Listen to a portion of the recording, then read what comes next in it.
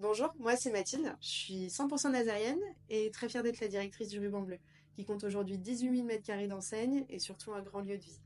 Notre job à la direction, qu'est-ce que c'est? Eh bien d'accompagner les commerçants au quotidien. Pour ça, on a une équipe de 3 personnes à la direction, des agents de sécurité, un technicien et 2 agents d'entretien. Aujourd'hui, je suis pas là pour vous présenter le centre, je suis là pour répondre à vos questions. Allez, c'est parti.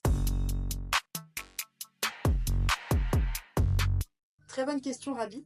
Je pense que tu as pu voir les fermetures et les constater comme Courtepaille, Peter Rosso ou bien Tellywell. Donc sache que ce n'est pas le Ruban Bleu qui est remis en cause, ni les loyers, ni la fréquentation, parce qu'on compte quand même 3,2 millions de visiteurs par an, mais c'est directement les stratégies économiques, stratégies aussi de positionnement de marque, qui influent sur l'implantation ou non de certaines enseignes, notamment au sein de Saint-Nazaire.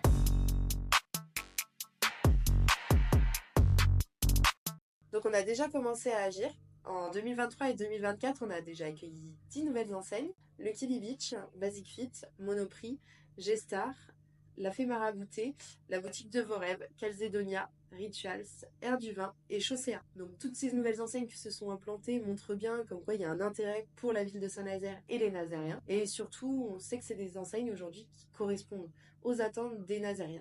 Avoir des enseignes qui ont des positionnements aussi proches des attentes des Nazériens, nous, ça nous permet de continuer à travailler une stratégie, c'est-à-dire d'implanter des enseignes, non pas à la va-vite, mais de les implanter durablement pour éviter d'avoir des enseignes qui partent au bout d'1 ou 2 ans. Notre travail au quotidien, c'est ça, c'est de les accompagner, mais aussi d'accompagner les enseignes qui veulent s'installer. Donc il faut savoir que les enseignes qui sont amenées à partir sont Zara, Bershka, Stradivarius et Pull&Bear. Ils font tous partie du même groupe, le groupe Inditex qui est espagnol. On a appris cette nouvelle courant d'année, en même temps que la fermeture de 1200 points de vente à travers le monde sur les 3 prochaines années. Donc on fait partie d'un plan global de nouvelles stratégies du groupe, avec des magasins qui font plus de 3000 m² et avec un positionnement un peu plus sur le luxe. Nous, on l'a un peu mal vécu cette nouvelle parce que le groupe est présent depuis l'ouverture du site depuis 2008 et aussi pour les équipes qui sont présentes parfois depuis l'ouverture du magasin au Ruban Bleu. Donc c'est un petit passement au cœur qu'on va avoir courant janvier quand l'intégralité des équipes vont nous quitter pour de nouvelles aventures. Il faut savoir que les magasins étaient bénéficiaires et étaient très solides financièrement sur le site. Donc nous, ça nous a permis de pousser un peu plus notre réflexion sur les attentes qu'on pouvait avoir sur le centre, que ce soit aussi bien sur des succursales que des indépendants. Oui, on a des discussions avec des enseignes nationales et internationales. Ce sont des process qui prennent du temps, comme par exemple Normal. Ça a pris un peu plus d'1 an entre le moment où on a commencé les discussions et ils ont ouvert au public. Il y a toute une phase de travaux et de dossiers qui sont assez importants. On travaille un petit peu dans l'ombre, avec beaucoup de caféine, et ne croyez pas toutes les rumeurs que vous pouvez entendre sur les arrivées potentielles ou les fermetures potentielles des enseignes. Pourquoi on ne vous le dit pas aussi rapidement qu'on le souhaiterait? Tout simplement parce qu'il y a des clauses de confidentialité qui sont demandées par les enseignes nationales ou internationales pour garder un effet de surprise jusqu'au bout. Mais ne vous inquiétez pas, on va vous annoncer des choses très prochainement, donc restez connectés.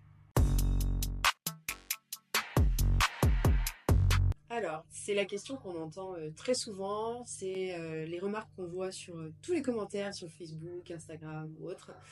Non, ce n'est pas les loyers qui sont trop chers. On a une offre de loyer qui correspond au prix en fait de Saint-Nazaire. Nous, la seule différence qu'on a par rapport au centre-ville et aux indépendants, c'est qu'on a un niveau de charge qui est plus élevé. Ce sont des charges qui permettent d'entretenir le bâtiment et aussi tout simplement vous proposer un parking qui est totalement gratuit, mais il faut l'entretenir. Il y a tout un staff au quotidien qui s'occupe du centre. Ce sont les plantations, ce sont les animations, ce sont toutes les décorations que vous pouvez voir en période estivale, mais aussi tout ce qui concerne le chauffage, la climatisation. Tout ça est compris dans les charges et qui permettent de vous faire passer un bon moment. Et ce sont des niveaux de charge qui sont tout à fait corrects pour un centre commercial de centre-ville. Et dire un petit mot pour la fin, eh bien, tout simplement que l'on soit un centre commercial ou bien un commerçant indépendant dans le centre-ville, n'oubliez pas, c'est vous les clients qui êtes les premiers acteurs. Donc, on espère vous voir très prochainement et surtout à bientôt pour d'autres vidéos.